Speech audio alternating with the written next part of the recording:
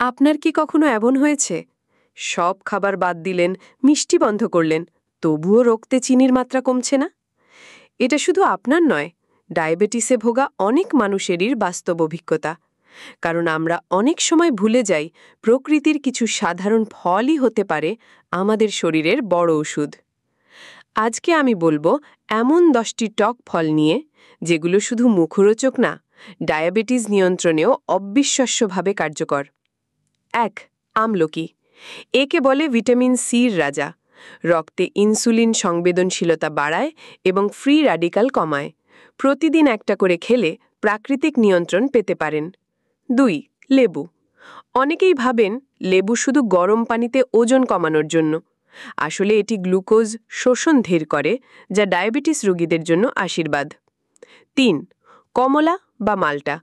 মিষ্টি হলেও কমলা ধীরে হজম হয়, ফলে রক্তে হুট করে চিনি বাড়ায় না। স্ন্যাক্স হিসেবে দারুণ বিকল্প। এখন যদি আপনি ভাবছেন ফল তো মিষ্টি, তাহলে কিভাবে খাওয়া নিরাপদ?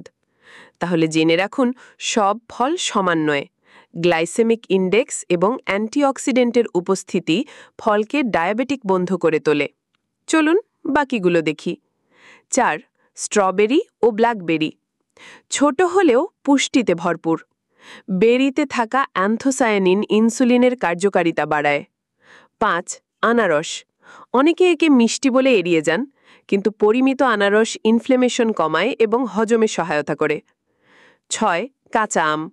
পাকা আমে চিনি বেশি, কিন্তু কাঁচা আম টার্টারিক অ্যাসিড সমৃদ্ধ, যা রক্তে চিনি বাড়ায় না। ৭. জাম বা ব্ল্যাক প্লাম।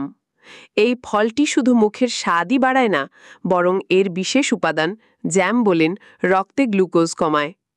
৮. কালো আঙ্গুর। রেসভেরেট্রল নামের উপাদানটি গ্লুকোজ বিপাকে সাহায্য করে, তবে পরিমাণ অবশ্যই নিয়ন্ত্রণে রাখতে হবে। ৯. বেলফল। বেলের সেবন হজমের গতি কমায়, ফলে খাবারের শর্করা ধীরে রক্তে মেশে। ১০. তেঁতুল। টক স্বাদের এই ফলটিতে আছে হাইড্রক্সি অ্যাসিড, যা কার্বোহাইড্রেট ভাঙার গতি কমায়, ডায়াবেটিস নিয়ন্ত্রণে সহায়ক। বন্ধুরা, ডায়াবেটিস মানেই সবকিছু ছেড়ে দেওয়া না। সঠিক খাদ্য বাছাই, পরিমিত খাওয়া এবং সচেতন জীবনযাপনই হতে পারে আপনার প্রকৃত সমাধান।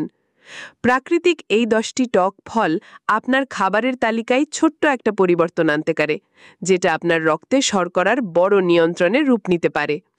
ভিডিওটি যদি আপনার উপকারে আসে, তাহলে লাইক দিন আর প্রিয়জনের সাথে শেয়ার করুন, হয়তো কারো জীবন বদলে যাবে।